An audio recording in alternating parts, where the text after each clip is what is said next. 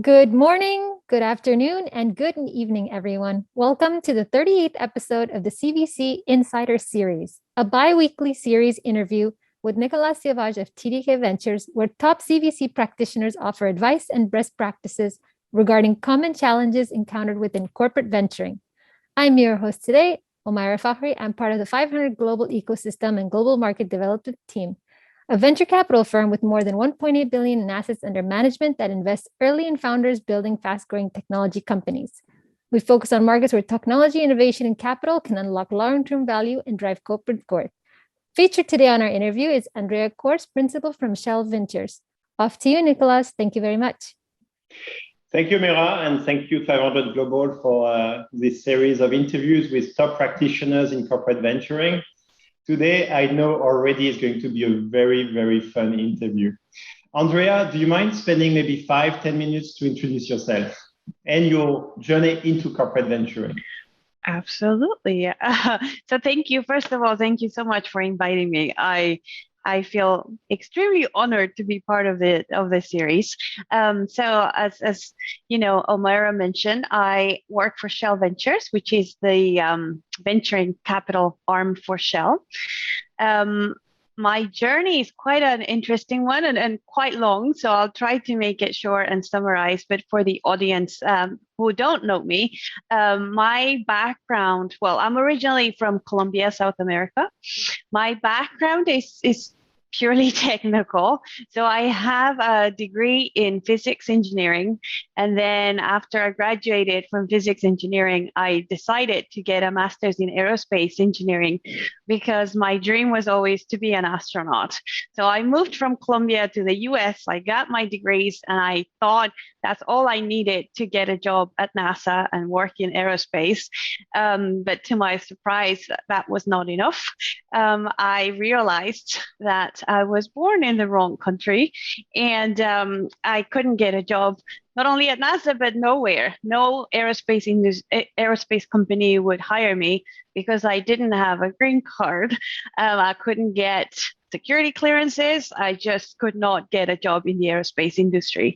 So here I was at the time around 20 years old with a master's degree. I'm like, I'm a rocket scientist. Somebody must want me. I had already moved everything I had to Houston because this is where aerospace happened. And I quickly had to realize, okay, well, what am I going to do now? I went to every single aerospace company and none of them would hire me, even though I had like great interviews and they were like, yeah, you know, you're perfect. We want you. As soon as they wanted to see my papers, it was like, yeah, sorry, we can't sponsor you. We can't hire you. So being in Houston, you know, this is the capital for three things, right? Aerospace, medical, and oil and gas. So I was lucky enough to go to a job fair and there was a picture of a subsea field. And I don't know if you've ever seen one, but it's like dark, just pitch black with yellow things on top. And it really did look like it was in outer space. So I was like, oh, what's that? That looks interesting. Maybe I could work here. And funny enough, they hired me and I started designing subsea production equipment. So instead of sending things to space, I was sending things to the bottom of the ocean. It was actually a quite interesting transition of really, you know, stretching my knowledge and what I knew at that point. I started working for a company called Cameron that was later acquired by Schlumberger. And I worked for Schlumberger for almost 13 years. So my career started as an engineer, but I quickly transitioned into new technology development, new product developments, and finding technologies outside of Schlumberger that we could bring in. So that's when I first started working with startups. And I absolutely loved it. After a few years, I decided, you know, to get my MBA because when I was going to meetings with senior executives, I did not know what they were talking about. Somebody actually recommended I watch a YouTube video about why women don't move up in the corporate world as fast as men. And the main the main thing that we were lacking, or that we are lacking as women, is business acumen. But it's a great video. I can send the link afterwards.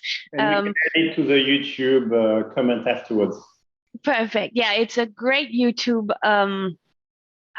No, it's a TED Talk, right? So it really goes through, you can be as smart as you want, you can have a great network, but if you don't show that you have business acumen, it's going to be very hard for you to move up. So I went back to school while I was working full time, and I got my MBA. And when I got my MBA, I was lucky enough that I was already kind of working very closely with the ventures team at Schlumberger.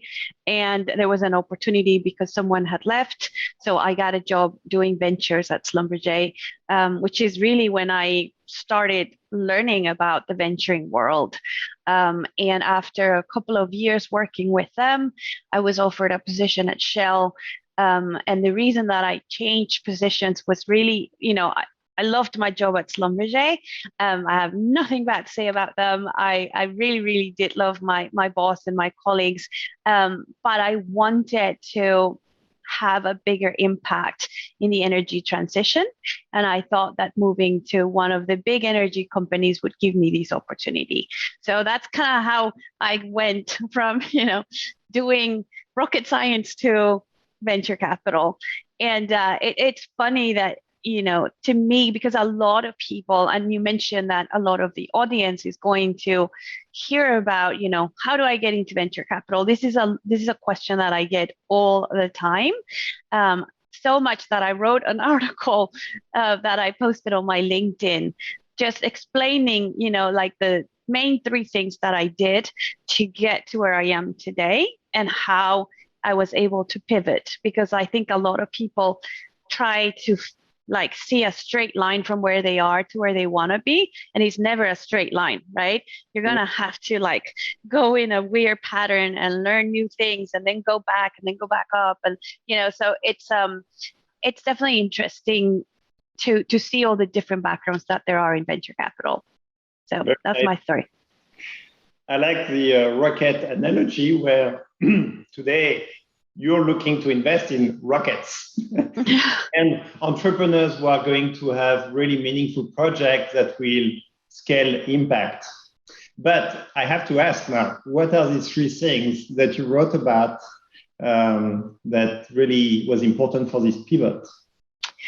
So as I mentioned, the first one is be ready to pivot, right? Be ready to understand, okay, what are the things that I know how to do well today that I can apply to my next job? What are the skills that I'm lacking? And then go figure out how you can get them. And the third one is network. Get in, in the circles. So kind of do the job before you get the job. I think those were the 3 things that I wrote. Very nice. And how do you recommend networking when you're not yet in corporate venturing? You may be in a job as an engineer or as a finance person, but you're not in touch with the ecosystem. What would be your recommendation? So I can tell you what my story was, right? So I was working as an engineer. At the time, I was working as a product manager. My job was to look for electrification of subsea systems, right? I was helping the ventures team with opportunities that came not on the venture side, but on the technical side. And I would make myself available. And I said, if anything comes through where you think I can help, right? Identify, could we use, for example, wave energy for my project? Or could we use something new? I volunteer for all these things that open up. So you kind of have to give a lot before you get, right? So I think the more you give, the more you get. And when I did it, in my mind, I wasn't thinking, I want to get into ventures, so I better, talk to these people. I think networking has to be really genuine. And I think you just really have to help people just because, that's what we're here for. That's my motto, right? I'm here to see how I can help others. So by doing that, it actually did open up doors because when they lost the person in their team, they already knew me, and they were like, well, she's doing it for free, we might as well just bring her in. So I think as long as you are genuine with your connections, and as long as you there's plenty of opportunities to volunteer. I'm sure every ecosystem is different, but for example, here in Houston, you have great accelerators and incubators that are always looking for mentors, that are always looking for people to come and help, with their startups that need help with their pitch, or they just want, everybody has something that they can give. So make sure that you can articulate what that is, and make sure that you can then give that, and perhaps that will open the door for you. It's a very good golden nugget. So your technical background was, in a way, helping you to get into corporate venturing because you were giving technical due diligence support for the CVC. How do you think your technical background is influencing you positively or negatively as an investor? I would say it's definitely positive. I like to think it's positive, right? Because one of the beauty, the good things of VC, right? The good things of VC is that we can look at pretty much anything, and we'll get to talk about more into what Shell actually invests in. But having that technical background allows me to understand, is this a real problem? Could this be scaled up?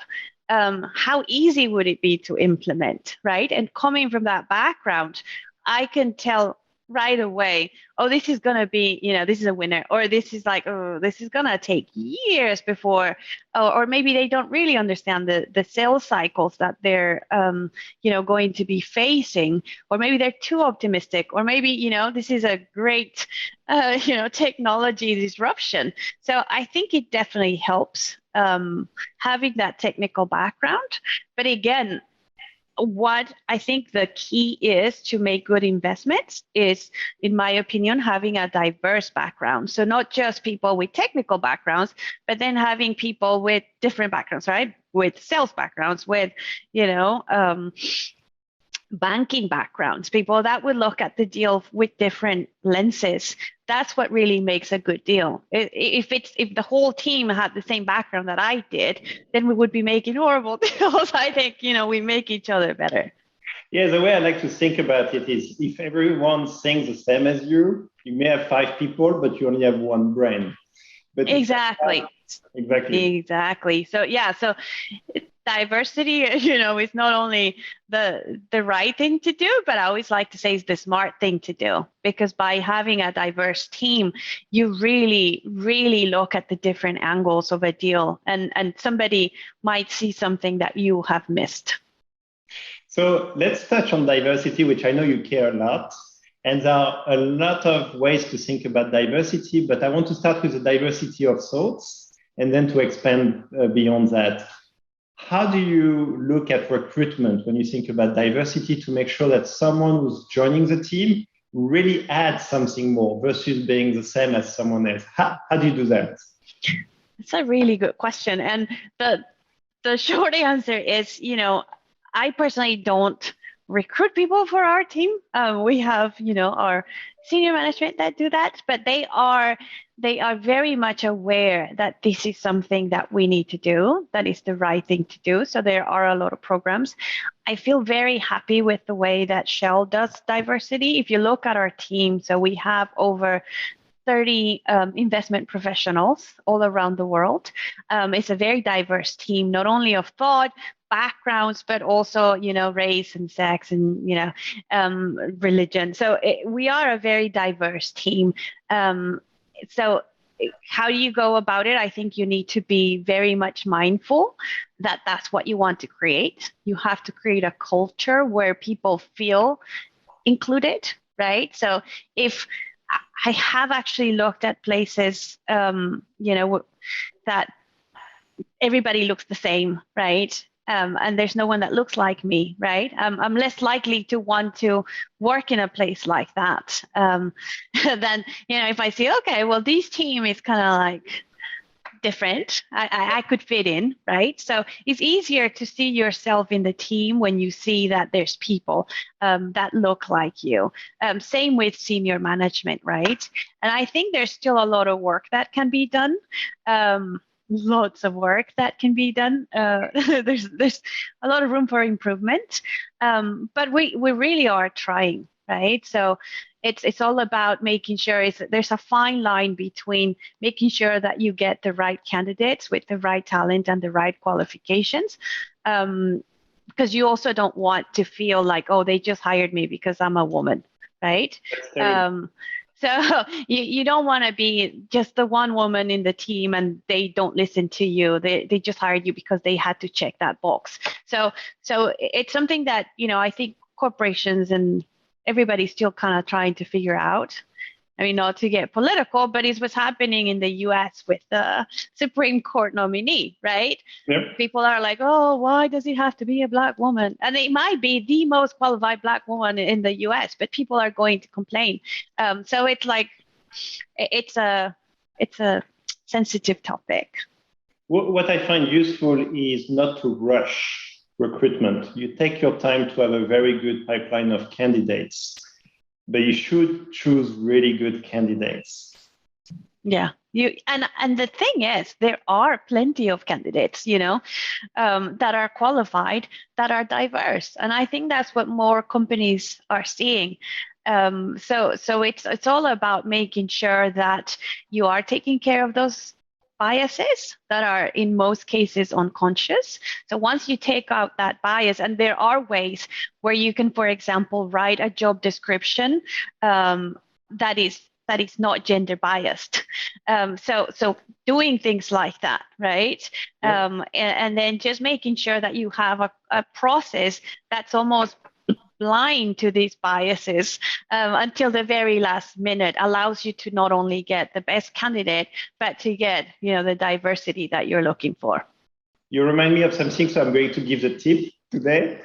Every job description we write, there is a tool on the web where you can actually see if it's gender biased one way or another, depending on the word being used. And anything which is more combative, for example, or even champion or anything like this. So we go through this on the website, and then we can correct the job descriptions to be much more gender balanced. So that's the recommendation I would give, because otherwise you filter even people who may be the right fit, but they don't recognize themselves in the job description. Exactly. And, again, this is a topic that I'm fascinated by, but there are tons of studies about how women, when they read a job description, before they apply, they have to check every single thing on that job description, or at least 95%. When a man reads the same job description, if they fit around 50% of those job requirements, they'll be like, oh my God, this is the job for me. I'm great for this. So it's just, it's a way that our brains are wired that makes it different.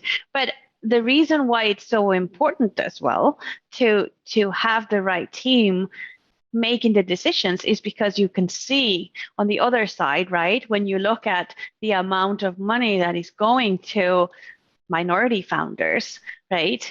It's astonishing, right? So less than 2% of the total funding in venture capital goes to women. And when we look at like Black women or African American women, it's less than 1%. It's like 0.02%, which again, you might say, well, maybe there aren't that many women founders, or maybe there aren't that many, opportunities, but it's impossible. Like I know for a fact that there are a lot of really good companies that are being led by females. And not only that, there are studies that show that women founded teams, or teams that are at least 50% female, perform better. Their businesses bring more value to the investors. So then again, it's like, what's happening? And in my opinion is we just don't have enough women making the decisions, right? And you tend to like people that are like you.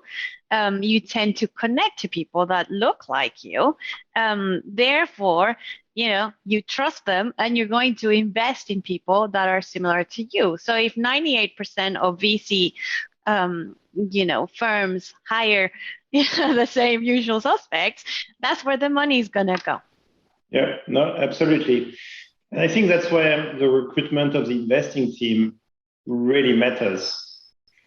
Absolutely. That's what you're saying. They are the ones who are going to make decisions. If they already have a bias, hopefully unconscious, but still a bias, that will influence who they decide to invest in. Exactly. Which is why we have to fix the problem, not only where the money goes, but also who's making the decisions on where that money is going to. Let's talk a little about inclusion, which is a different topic in itself. First, on the corporate VC side, how do you think we can make the team recruitments and the ecosystem itself more inclusive? That's a great question. And I love the fact that you've actually separated it, because it's one thing to be diverse, and it is a very different thing to be inclusive. I think that's even harder to do. Excuse me. But I definitely think that, again, you need to be very much aware of the issue. So unless you know that there is a problem, you can't solve it, right? So the first step is to realize, okay, maybe we have a diverse team, but we're not being inclusive enough. Everybody needs to have the same value in a team. Everybody needs to have a voice. Now, how do you do that, right? Everybody is different, and there are ways that people communicate where they feel more comfortable. So making sure that you are providing different tools for different people, for different types of communication is important, right? But then again, you need to be aware that that's an issue, and you need to be mindful that that is being done. So for example, when you are in a meeting, in a room full of people, and it doesn't have to be minorities, but sometimes some people just don't feel like they can, give their opinion, because everybody's going to think, oh, well, that's such a stupid question. So-and-so wasn't paying attention. But what happens is you miss out on that point of view. So maybe thinking about, okay, how can we provide mechanisms for everybody to have a voice?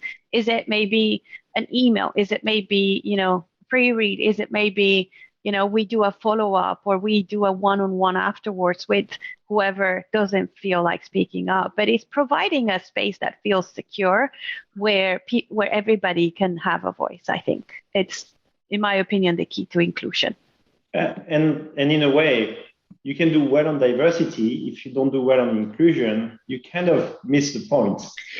Yeah, because most people will actually realize, okay, this is a diverse team, but my voice doesn't count, and then they will leave.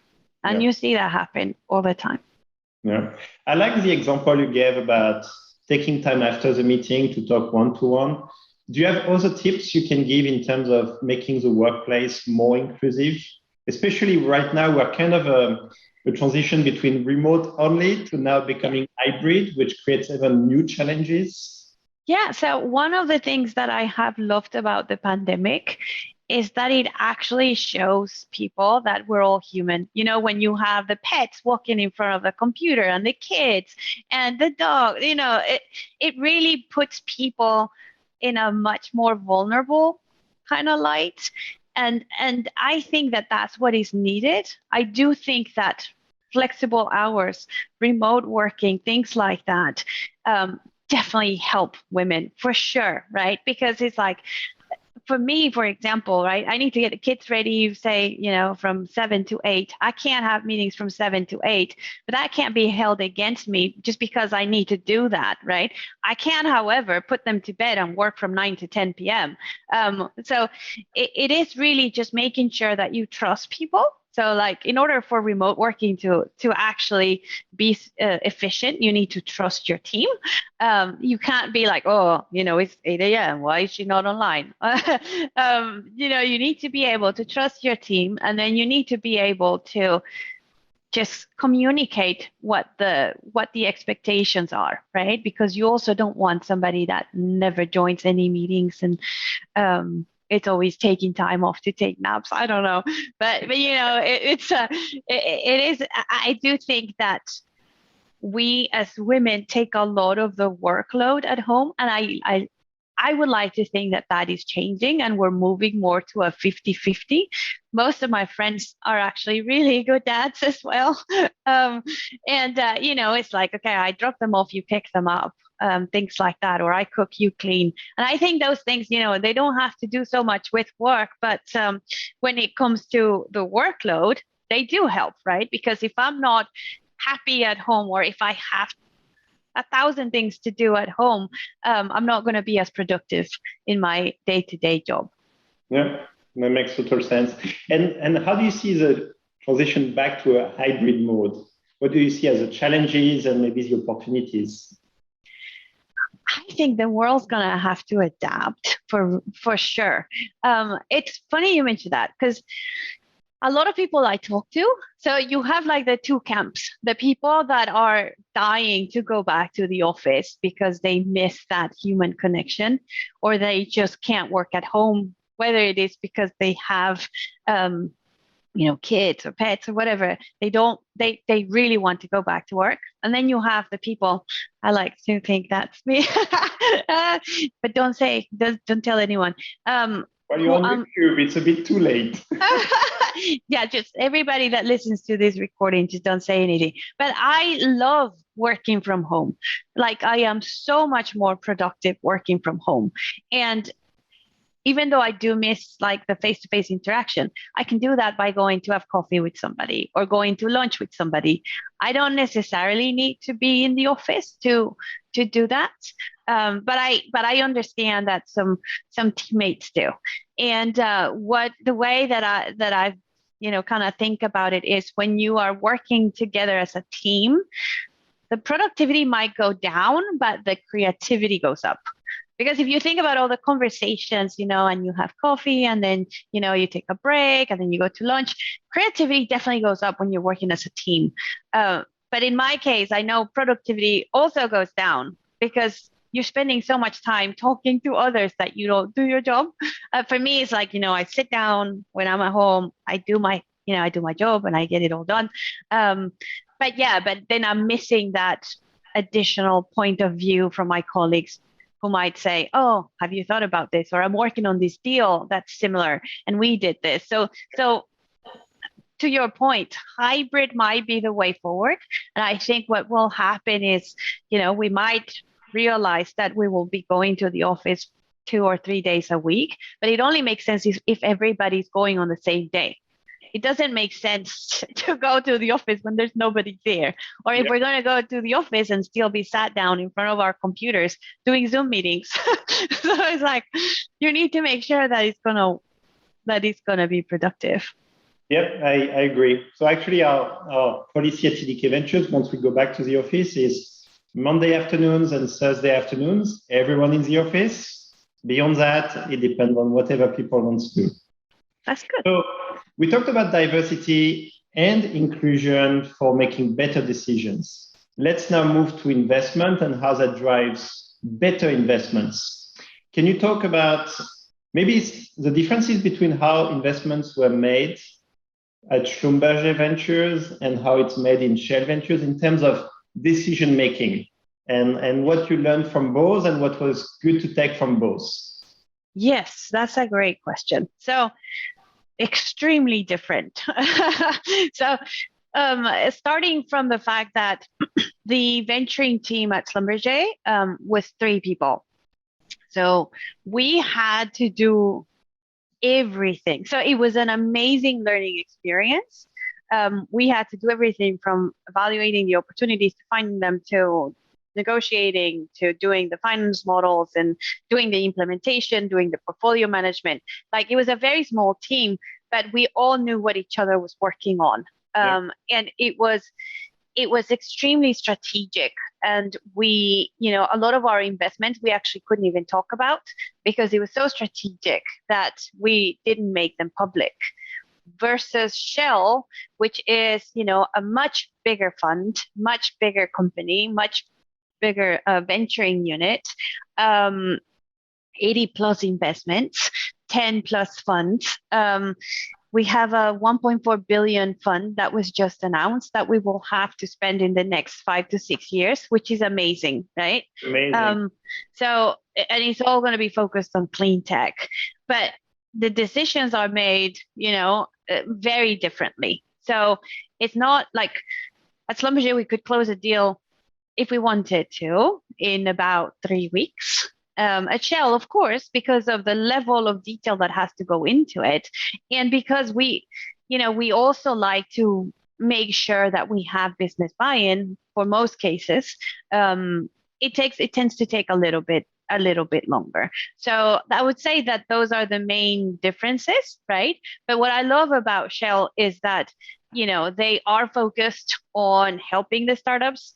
Once we make an investment, we really do try to become not only an investor, but a customer.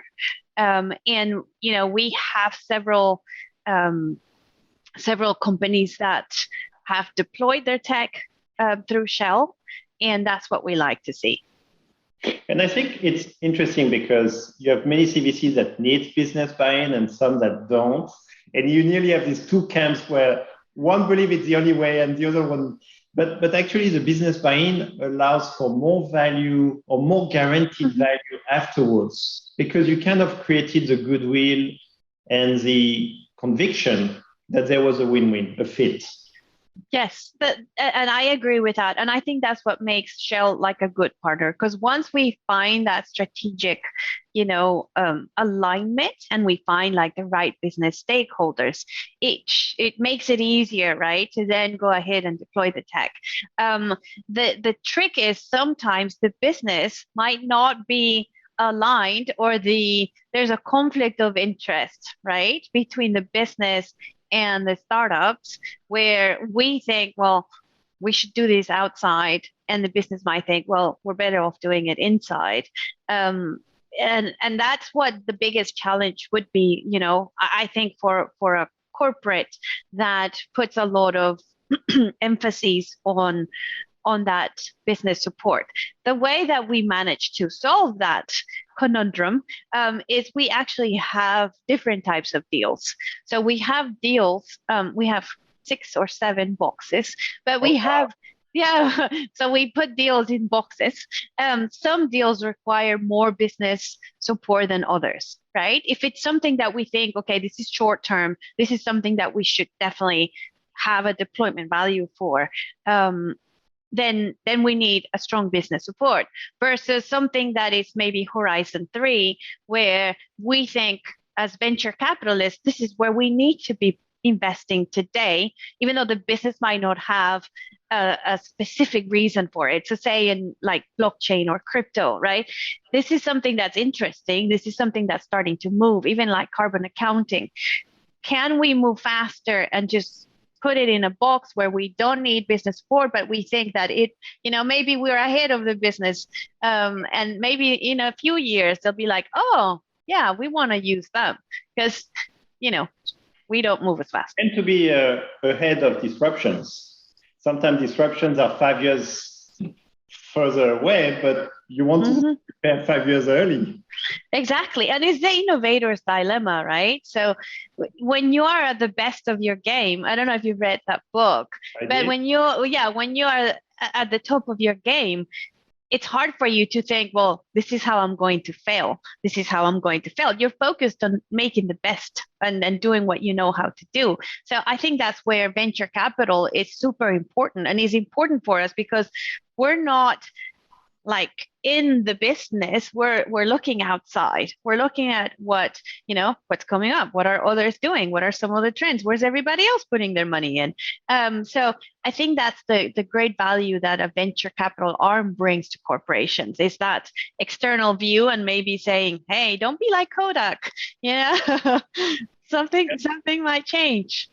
So actually talking about the potential disruptions coming right into the future, I'm going to link to one of the questions from the audience, which is about age, maybe age discrimination, but I want to think about this as more of an age advantage, because I think that maybe there is an age advantage for someone who has actually 30, 35, 40 years experience, there's also an edge advantage of someone who's just very young and doesn't have as many filters. Mm-hmm. How do you think about that? I think you said it. You said it right. And I go back to the trick is having diversity of everything, right? So you can't just say, oh, I need a team of young people, or I just have a team of like young, older people with lots of experience, because you're missing out. You need to have different perspectives, and you need to have that as well. So I think the key is to have both, because like you said it, a younger person might not know as much, but in some cases that's actually an advantage, because then they don't have the preconceived ideas that, oh, this isn't going to work, right? But then you also have to look at the other side of the spectrum, people that have done it before and have seen, well, that actually doesn't work because we've tried it for 20 years. So if you have those two people in the room, that's when it becomes precious, because then they can talk about it and then they can say, oh, okay, well, this doesn't work, this works, but how about if we do it like this? So I think that's where creativity really starts to take off, is when you have a little bit of everything. Very nice.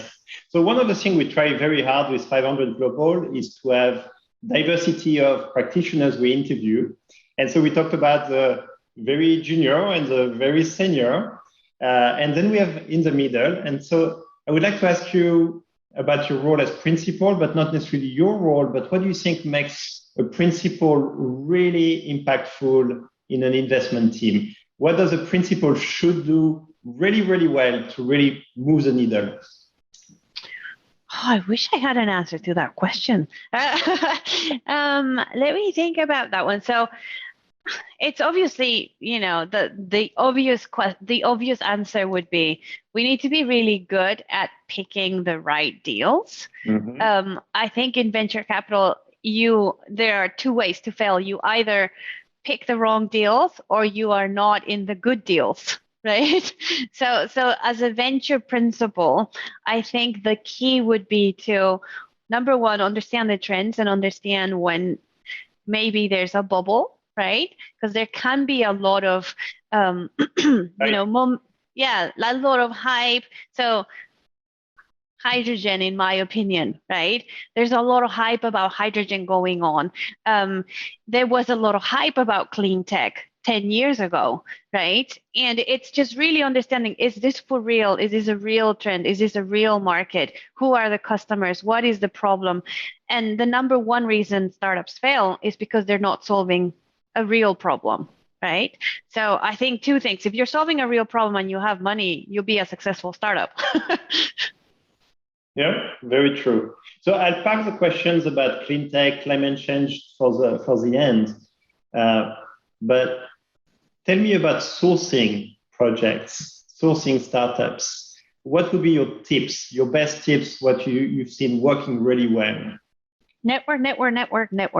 It's all about the network. I'll tell you how I get sources for deals, right? So I either get them from, say, somebody in the business, where they, for example, work in the robotics team, and they say, oh my God, we saw this drone company and they're amazing. We really think that we should be investing in them. So that's an example.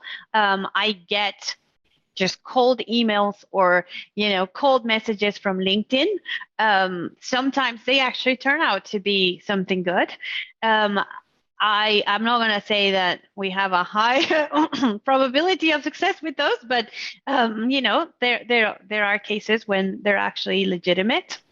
And then we have, which is the ones that I like the most, is when we have people, say like you and I, or other investors that have a deal that they've looked at, and they come to me and I trust them. They say, look, Andrea, I'm investing in this deal.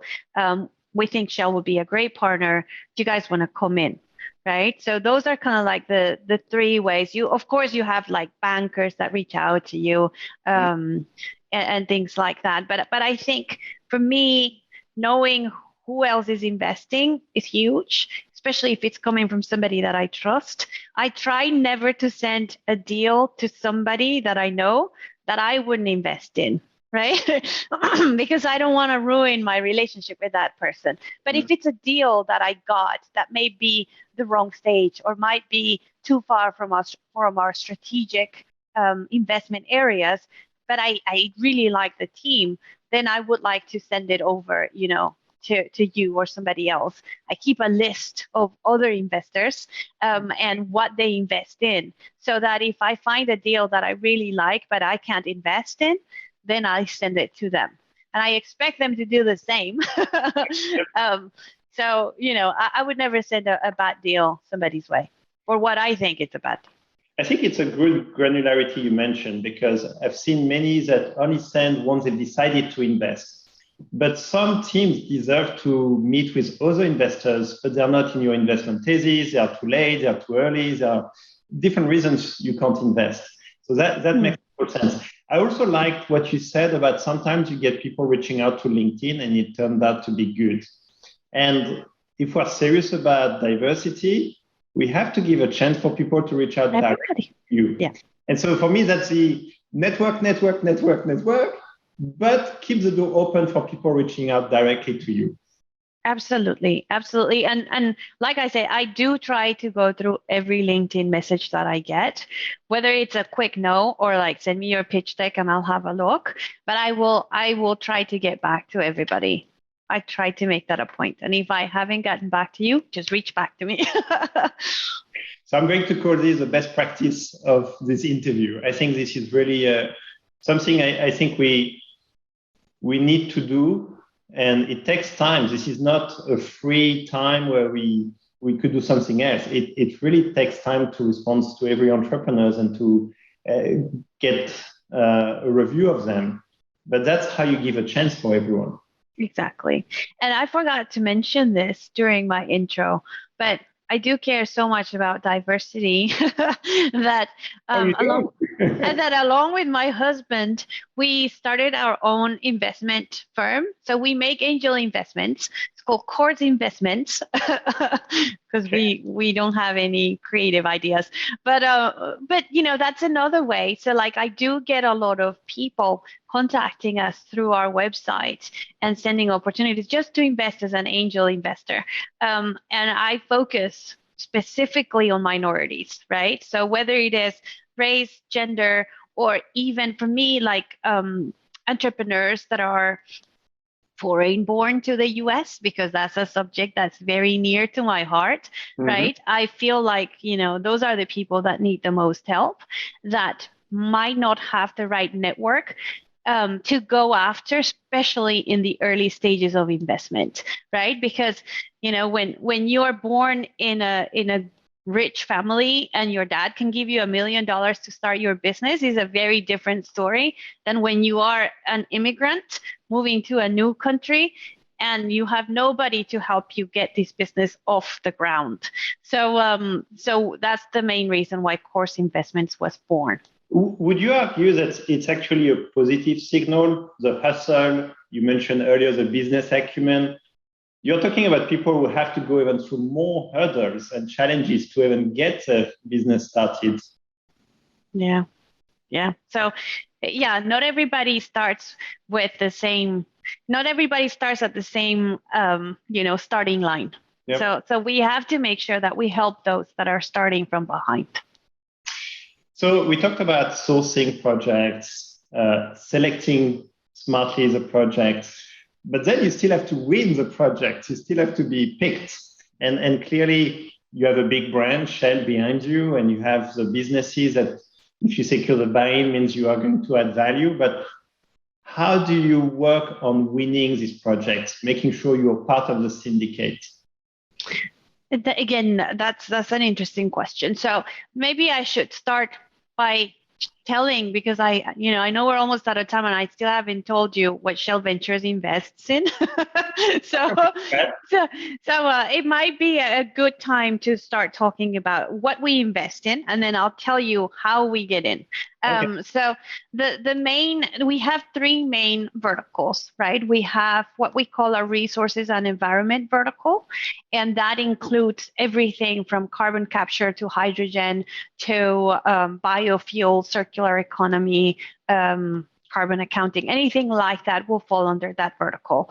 Then we have our power vertical, which is wind, solar, energy storage, anything like that. And then we have mobility, which is looking at the future of mobility and the retail station of the future. So that includes EVs, it includes, charging points, it includes business models, for like what's going to happen in 30 years when everybody drives an electric vehicle. What's the retail station going to look like? So those are kind of like the three verticals that we have. And on top of that, we invest in digital, which covers all three. And then we invest in funds, which again covers all three. And the reason I mentioned the verticals is because when we are talking to people that know Shell as a brand, right? Shell is a big brand, and it is good in some spaces, but it's bad in some spaces.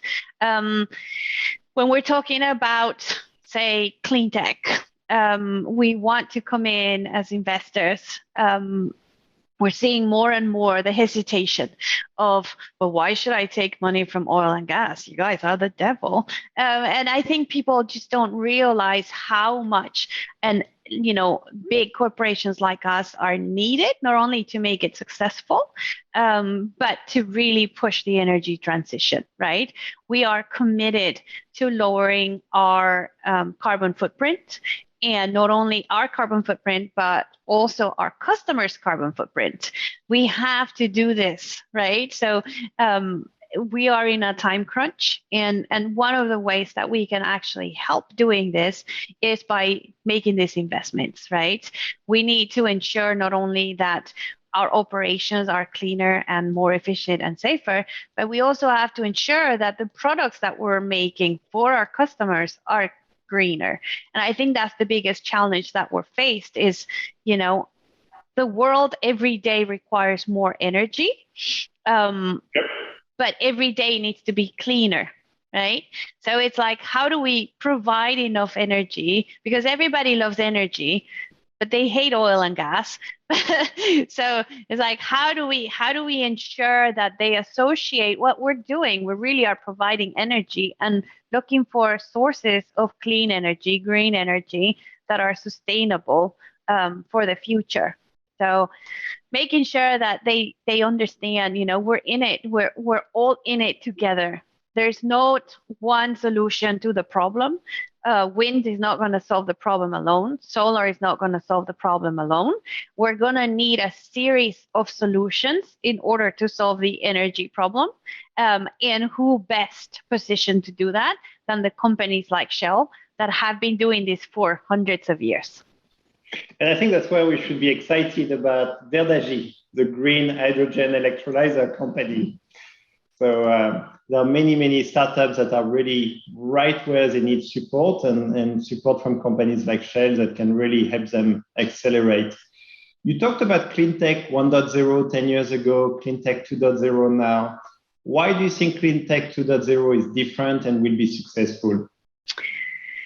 So I don't know for sure, but I definitely see a difference between now and 10 years ago. So even if you look at the amount of money that was going to clean tech then, and the amount that is going to clean tech now. So I believe if you look at the last year, the VC amount of money that went to clean tech companies was more than in the past 5 years combined, right? And it's not only the small players, now the big players that are looking for the big returns, that are serious investors, are getting in. So to me, that signals a very much different market than it was 10 years ago, which is what makes me optimistic about the future and about this wave. Plus, I think, with climate change and all the things that are happening around us, even my little kid is talking about, well, what are we going to do to save the earth? So I think everyone is now on board a lot more than they were, 10 years ago, which is great. So I'm feeling very optimistic about the future. Very nice. We need that. Now let's talk about climate change. What do you think will really move the needle, and what do you think corporate venturing can really do versus just investing money? But how can corporate venturing ecosystem really have the positive impact we want for climate change? So it's easy. Like the easy answer is we need to deploy these technologies. And how do we get to a point where we're deploying them is by making sure that we're testing them, that we're giving them pilots to do that, right? Some of the technologies that have a lot of I think that we'll have a lot of opportunities in the future to really make an impact are, when we talk about CCUS, carbon capture, utilization, and storage. Some people say that carbon capture will be a bigger industry than oil and gas in the next 30 years. I do believe that if you trust in the science, that will be the case, right? We need to stop or we need to somehow offset the carbon that we're putting into the atmosphere.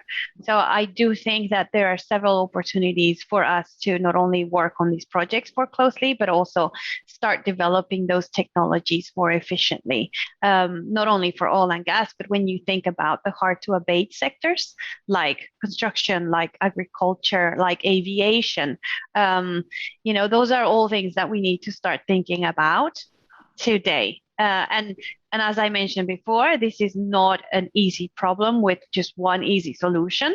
Like, for example, you can electrify transportation. You might be able to electrify, small vehicles, but what are you going to do about shipping? What are you going to do about big trucks and diesel trucks? And, it just doesn't work for them. So we're going to need to get creative if we're going to solve this problem. And I think, there's a lot of new technologies that are exciting that we need to start looking at. So I'd say, how can we help? We need to be open-minded and we need to be collaborative and we need to work together. I agree. And if entrepreneurs are listening to this video, what are the top 2-3 spaces that you are looking now to invest? I've already mentioned carbon capture. I think carbon accounting is a big one as well, because you can manage what you can't measure. And as it stands today, there is not one single standard for how people do carbon accounting. So I think that's a space where there's still a lot to be done. And I've seen there's a lot more money going into in the past couple of years. So that's an interesting one to follow.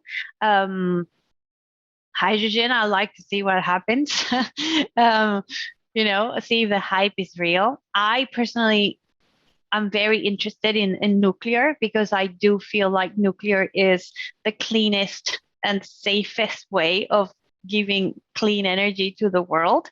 But of course, there are things that are necessary to make it as safe as it needs to be. So it's interesting, maybe, small nuclear reactors or looking at fission. So there's so much going on, right? We just, which is what makes our job so exciting. Very true. So you talked about, as green energy as possible and carbon capture, but it's not just carbon. You also have other gases that are emitted that are bad for the planet. So Are you also looking at beyond carbon, or is it really carbon your top focus? So we just say carbon because it's easier, but yeah, it's greenhouse gases in general. We know methane is worse than CO2. So we're also focusing on how do we, number one, detect it, number two, prevent it from leaking, number three, quantify the leaks. So again, there's a lot of things that are happening in that space. So this is a very interesting space that I've actually been looking into the methane space for about 5 years now, and I've never seen so much happening. So it's finally taking over. I think regulation is also going to help in the future. So yeah, we'll see what happens. I'm glad I asked to clarify because it's way more than just carbon. And methane absolutely. Carbon. Greenhouse gases for sure. Okay, very nice. Can you point out to one investment you are the most proud about and why? No. So I always get this question and I always give people the same answer. Which one of your kids do you love more? You can't answer that question. Like when I make an investment, I take it very seriously. They're like my babies. So every company I'm involved with that I have ever invested or worked with, even when I was at Schlumberger, they're all like my babies. So it would be unfair to them for me to say, oh, I like this one better. I am extremely proud of, all of them in different ways. I think, for me as an investor, what is the most rewarding thing is to see them go from an idea or a really, really tiny team to an IPO or an exit, right? And know that I had a little bit to do with that. So my answer would be, I really love to see the success stories. There have been a few that I've been able, luckily, to see from idea to exit.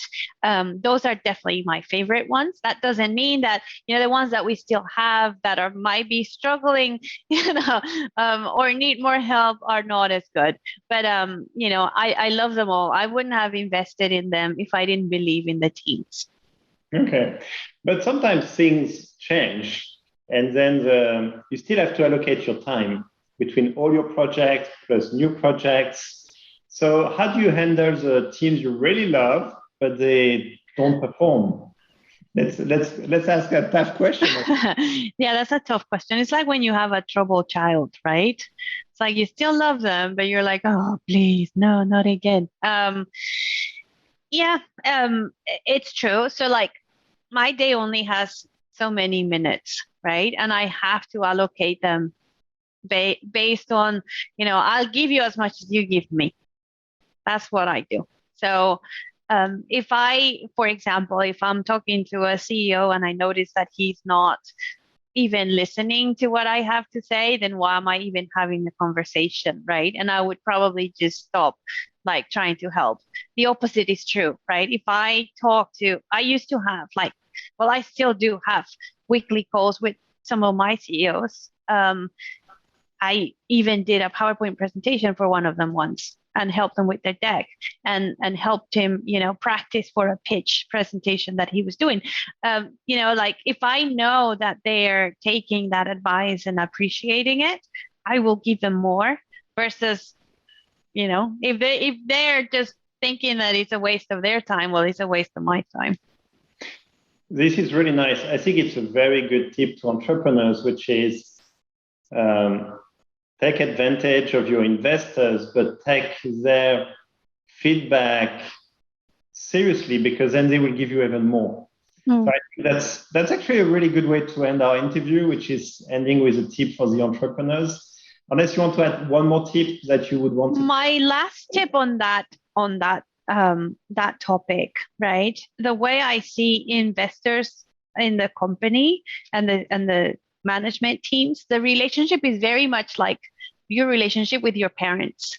Like we ask questions and we nag you and we bug you, not because we don't care or because we're like greedy. We really just want what's best for you. Like I know that's true in my case, right? Like I'm asking all these questions and really being noisy and asking because I want to help. Because you do care. Because I care, right? So sometimes they're like, oh, why are you asking so many questions? Or like, why do I have to send you this? But and I think most investors are the same way, right? We do not make a profit unless you become successful. So it really is like our interests are aligned. So It might not seem like it, but we definitely have the same interest in mind. We want to help you be successful. That way we can be successful. Very nice. Andrea, as I expected, it was a really fun interview. Thank you for sharing insights and golden nuggets. Thank you very much. Thank you for having me. I hope that was helpful. Thank you. Have a good day.